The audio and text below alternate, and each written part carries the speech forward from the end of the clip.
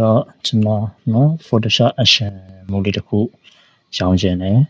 Photoshop Action မိုးမှာဘယ်လိုအသုံးဝင်လဲဘယ်လိုအခါမျိုးမှာအသုံးဝင်လဲအဓိကတော့မိတူသမားတွေစိုင်းသမားတွေအတွက်ပို့ပြီးအသုံးဝင်တာပေါ့နော်ကျွန်တော် passport စီရပါလားစီရဖြတ်မယ်အင်ကြီးလဲမယ်ဘာညာရautomatic နေပါပေါ့နော် 100% နေပါတော့ 100% တော့မဟုတ်ဘူး 80% တော့ကျွန်တော်တို့ auto သွားလို့ရမယ်ကျွန်တော် 20% တော့ manual နည်းနည်းလေးလိုက်ပေးရမယ်ဟုတ်ပြီနော်အဲ့တော့စလိုက်အောင်အဲ့တော့ကျွန်တော်ဘာလုပ်လဲဆိုတော့အခုဒီမှာဖြတ်မဲ့ပုံဆိုပါတော့နော်ဒီလူပုံမဒီခွေဒီ brother ပုံဖြတ်မဲ့ဆိုပါဒီ brother ပုံကိုကျွန်တော်တို့က sorry ဒီ brother ပုံလည်းပြင်ပြဒီအရင်ဆုံးဒီအင်ကြီးပုံပြမယ်နော်ဒီအင်ကြီးပုံကိုကျွန်တော်တို့ဖြတ်မယ်ပေါ့နော်ဖြတ်မယ်ဆိုလို့ရှိရင်ကျွန်တော်တို့ကဘယ်လိုဖြတ်ကြမလဲအရင်ဆုံးကျွန်တော်ထုံးစံတိုင်းပန်တူလေးရှူမယ်နော်ပန်တူပြီးကျွန်တော်တို့ဝါပြစသဖြင့်ပေါ့ sorry ပန်တူရှူပြီးကျွန်တော်တို့က white နော်ဖြတ်မယ်ပေါ့ဖြတ်တဲ့အခါကျတော့ကျွန်တော်ကချိန်ကြီးပေးရတယ်ဟို white တိုင်းတဲ့ခါကျကိုကြီးကောက်တဲ့ချိန်ကြီးပေးရတယ်ဟုတ်ပြီနော်ချိန်ကြီးပေးရခါကျတော့ကျွန်တော်တို့လောက်ကနဲနေပြဿနာမရှိတချို့ဆိုင်သမားတွေပဲအကြောင်းဖွင့်ရက်တွေရုံရှိသမားတွေဆိုရင်ဘယ်တော့ဟောစားပေါ့ဟို passport အရင်ဖြတ်ထားတယ်အရင်လောက်ကြတာမကြရင်နည်းနည်းလေးအခက်တွေ့နိုင်တယ်ပေါ့နော်နည်းနည်းလေးအခက်တွေ့နိုင်တယ်အဲ့တော့အဆင်မပြေမှုရှိနိုင်တယ်အဆင်မပြေရမဟုတ်ပေါ့လောက်က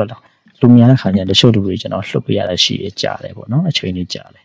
အဲ့တော့ကျွန်တော်တို့ကအလောက်ကမတွင်ဘူးအလောက်မတွင်တော့ကျွန်တော်အလောက်တွင်အောင်လူများဆိုတယ်အလောက်ဘယ်လောက်တွင်အောင်လူများများတယ်တော့အကုန်အမိလောက်ပေးနိုင်အောင်ပေါ့နော်လောက်လို့ရတယ်ပေါ့အခုကျွန်တော်အရှင်မိုးလေးတစ်ခုနဲ့မိတ်ဆက်ပေးမယ်နော်ကျွန်တော်ကိုယ်တိုင်ဖန်တီးထားတဲ့အရှင်မိုးလေးကျွန်တော်လည်းမိတ်တူဆိုင်တာအဲ့နဲ့ထွက်လာတဲ့လူဖြစ်တဲ့အတွက်ဒီမိတ်တူဆိုင်ခက်ခဲလာလေတယ်အဲ့တော့ကျွန်တော်အရှင်မိုးလေးတစ်ခုဖန်တီးပေးထားတယ်ဟုတ်ပြီနော်အဲ့ဒီအရှင်မိုးလေးတစ်ခုကိုကျွန်တော်တို့အတူကြည့်လိုက်ရအောင်ဒီမှာဘာလို့ကမလဲဆိုတော့ဒီအရှင်မိုးမှာကျွန်တော်တို့ဖန်တီးထားတဲ့ခုရှိတယ်ဟောကျွန်တော်တော့ရှော့ကလေးထည့်ရပါတော့ share after တစ်ခုရှော့ကထည့်ရတယ် passport သူကပုံမှန် size ကျွန်တော်တို့ဒီကျောင်းသား size ပေါ့ 1.1 1.3 passport size ရှိတယ်အဲ့ဒါကျွန်တော်တစ်ချက်ကလေးကြည့်အောင်ဒါပုံအင်ကြီးလေးပြီးသားပုံပေါ့နော်အင်ကြီးလေးပြီးသားပုံလေးကိုတစ်ချက်လောက်ထားတာအဲ့ကြတော့သူ့အရှင်မိုး run လိုက်မယ်သူမဟုတ်ဒီကောင်ကိုsorry bottom မို့ပေါင်းလိုက်မယ်ဆိုတော့ bottom မို့ပြောင်းတော့ရတချို့နေရာလေးကြာတယ်ကျွန်တော်ညလိုက်ခါခါကျရင် bottom မို့မှာကနည်းနည်းလေးပြင်းစရာရှိတဲ့ခါကျရင် bottom မို့ကနည်းနည်းလေးအနောက်ဆက်ဖြစ်တယ်အဲ့တော့ loss bottom မို့နဲ့ instance ပြနော်ကျွန်တော်ဒီမှာအရှင်မို့သွားမယ်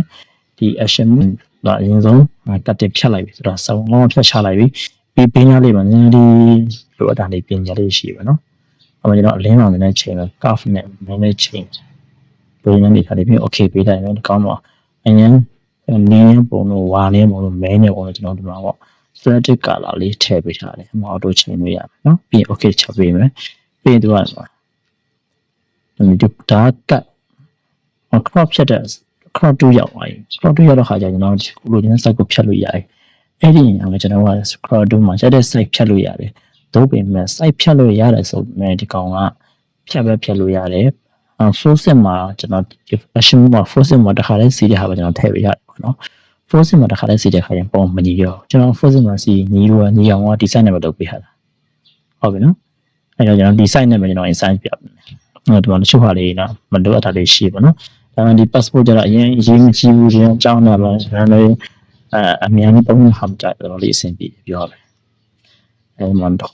crop 2ရလာရတာခါ crop 2ကကျွန်တော်ကဘောင်းကဒီဘေးကြီးကျင်းနေအဲ့ကျွန်တော်ဒီဘောင်းကြီးလိုက်မကျင်းဘူးနော်အဲ့မကျင်းအချိန်ပိုကြတယ်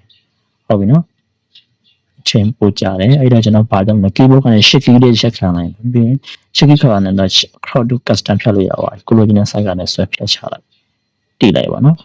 ဒီလိုမျိုးပေါ့နော်ဖြတ်တဲ့အခါဒီလိုဘေးပေါင်းနေမပေါ့ဒီအကွက်တွေပဲပေါ်နေတာမျိုးဟာcrop 2ရဲ့ဟိုစမှာကျွန်တော်တို့ဒီမှာပေါ့နော်show crop area တော့ရှိတယ် show crop area ဆိုတော့ crop ဖြစ်တဲ့ area ကိုပြခိုင်းတာနော် h ပြလို့ရှိရင်ဘေးမှာပါလားမပါလားကြည့်ရကျွန်တော်မျက်စိနောက်လို့ h ကိုဖြောက်ထားတယ်ပြန်ဖော်ချင်တယ်ဖော်လို့ရတယ်ဟုတ်ပြီနော်စိတ်ကြရပြီဆိုရှင်မှန်ကြည့်ပေးလိုက်ဟုတ်ကျွန်တော်တို့ full set မှာ auto cp တာထွက်လာအဲ့ခါကျွန်တော်တို့ print တန်းထုတ်ပြီးတော့အဆင်ပြေသွားပြီနော်ဟုတ်မိတ်ဆွေတို့က print ထုတ်မယ်ပေါ့နော် full set တစ်ခါမှဘယ်လောက်ယူမလဲမဖြတ်ပြီးတော့မဟုတ်ဖြတ်ပြီးဖြစ်ပြီး full set တစ်ခါစာကဘယ်လောက်ယူမလဲမျိုးဆိုအရင်အတော့ဝင်အဲ့လိုမဟုတ်ဘူးကျွန်တော်ကပုံတော်ညစ်စင်းနေဆိုနေဒီမှာဖြတ်ပြီးတော့ပုံ နော်တပုံလေးဟာရှိတယ်အဲ့ဒါမှကျွန်တော်ဒီ customer ကကျွန်တော် file စောက်ကောက်ပြီးလုပ်ချင်တယ်ဆိုလို့ရှိရင် file တွေကနေ save as နဲ့တွားလို့ရတယ်ဟုတ်ပြီနော်ဟုတ်ပြီတော့ဟုတ်ပြန်ပြီးတကောင်စီချင်ဆိုရင်လည်းဒီကောင် control ရေးပြီး control C နဲ့ copy ယူပြီးတော့ file နဲ့ new တစ်ချက်တွားပြီးကျွန်တော် A4 မှာစိတ်ကြိုက်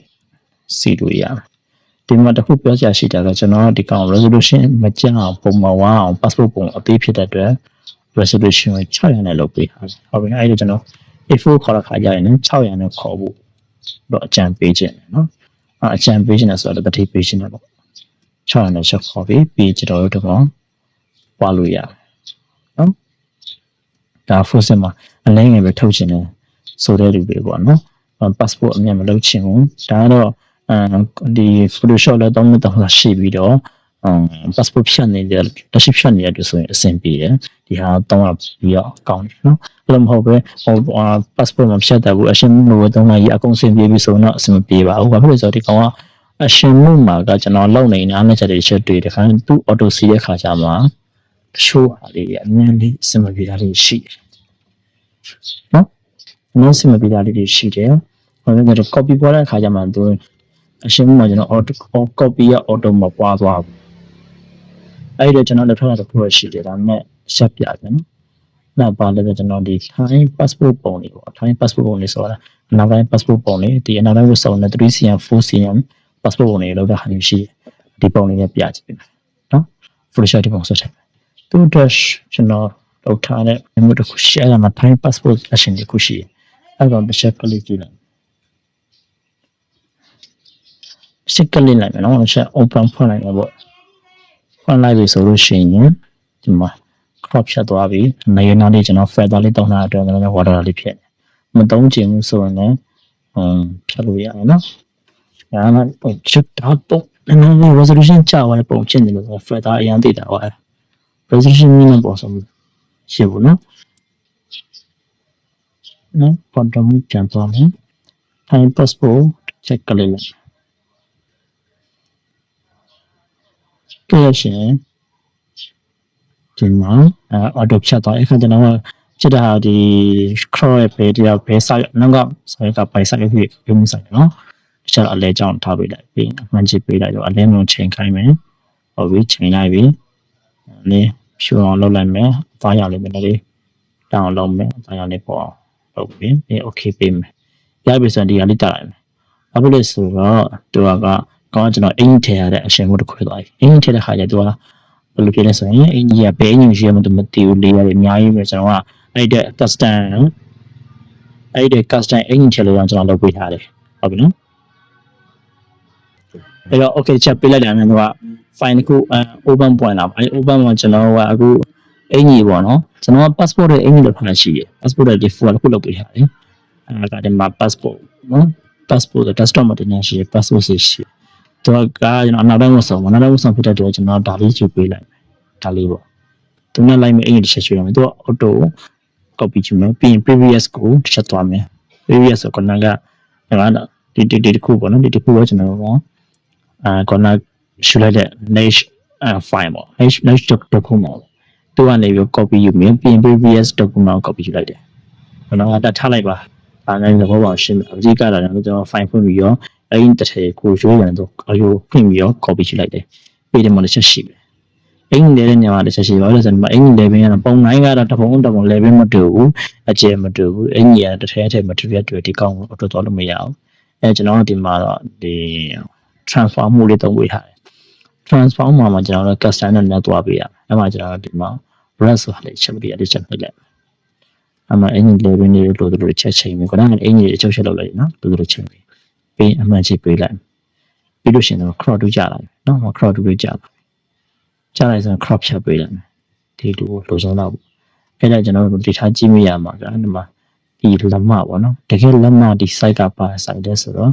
3cm 4cm ဆိုလက်မပဲဒီမှာကျွန်တော်ဒီမှာလက်မပြအောင်ပြတယ်သူလက်မကိုပြတာအရှင်မှုနေတာနှိပ်လို့မရအောင်နော်ဒါ 3cm 4cm site ကိုလက်မတိကျပြပေးဟာဟုတ်ပြီနော်အဲ့မှာကျွန်တော်တစ်ချက်လိုသလိုလေးချုံချက်လုပ်လိုက်မယ်ပြားလေးနဲ့ရွှေ့ပြီး okay ပေးလိုက်အဲ့ဒီမှာတစ်ချက်သွား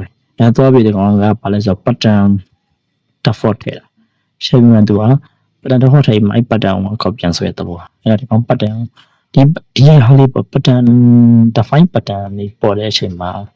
ပတ်တန်မလုပ်ချင်ဘူးဒီမှာဒီပုံမှာပေါ့မလုပ်ခင်မျိုးပေါ့နော်ဒီပုံမှာကျွန်တော်လိုဆိုရှိတာမရှိတာကြည့်ရပေါ့မဟုတ်လို့ရှိရင်ပတ်တန်လုပ်တဲ့ခါကျရင်နောက်ပုံလေးနောက်ပွားလေးပုံလေးပါအဲ့လိုပုံလေးဟိုအဆင်ပြေတာဖြစ်လာမယ်ဒီကောင်တစ်ချက်ကဆက်ပေးလိုက်ပြီးတော့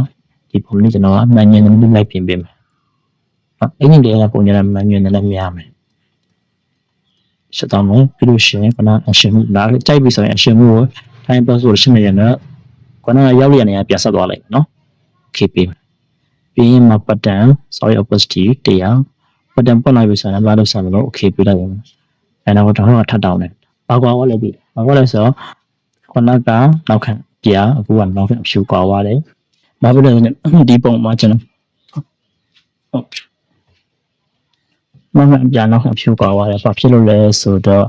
ဒီပုံမှာကကျွန်တော်ကနောက်ခံအဖြူ3ရတယ်ရှိအပြ3ရတယ်ရှိနှစ်မျိုးတော့တောင်းတဲ့ခါကျရင်အဖြူကိုပြလောက်ထားလိုက်တယ်အဖြူအောင်ရင်အဖြူမှာ define pattern ထပ်တောင်းတယ်ဒီခါကျရင် okay ထပ်ပေးလိုက်နော် define pattern တော့ auto ပြောင်းသွားပြီနော်ကျွန်တော်တစ်ခါလောက်ထားပြပါပြီ okay ပေးလိုက်ရင်အဲဒီမှာ pattern တစ်ခါထပ်တောင်း pattern 1ဆက်ထပ်ထားမယ်တောင်းတာဟာလည်းမဟုတ်လဲဆိုခဏက define pattern တောင်းတာကျွန်တော် pattern ထည့်တယ်ပြီးဒီမှာတစ်ခါထည့်ပြီးတော့ auto ကပ်ဖြတ်ပြီးတာနော်အခုလည်းကပ်ဖြတ်ပြီးတယ်ဖြတ်ပြီးလို့ရှိရင်ဒီမှာ A4 မှာပေါ့ကျွန်တော်အဖြူရဲ့အပြာရဲ့တစ်ခါစီပြီးတာဟုတ်ပြီနော်အဖြူရဲ့အပြာရဲ့ကိုတစ်ခါလေစီချပြီးတာပေါ့စီချပြီးတာဖြစ်တဲ့ဒီမှာပေါ့sorry စီချပြီးတာမဟုတ်ရောဘာပြောချင်တာဒီ A4 မှာတော့အဖြူရဲ့အပြာတစ်ခါရွှေ့ချပြီးတာအဲ့မှာကျွန်တော်ကလိုချင်တဲ့အဖြူတော့မဟုတ်အပြာပေါ့နော်အဲ့ဒါကိုတစ်ချက်လောက်ရွှေ့ပြီးတော့ဖြတ်လိုက်ရုံဖြစ်တော့မပြောင်းဘူးချက်တော့အပြာလိုချင်တဲ့အပြာပေါ့ဖြူလိုချင်တဲ့အဖြူပေါ့ပို့လို့တယ်ဟိုအဖြူပြောင်းတော့မယ်အဖြူတော့ပြောင်းလေးနှစ်ခုလုံးကိုချက်ရွှေ့ပြီးတော့ print ထုတ်လေးထပ်ပွားချင်ရင်မပါလို့ရဟုတ်ပြီနော်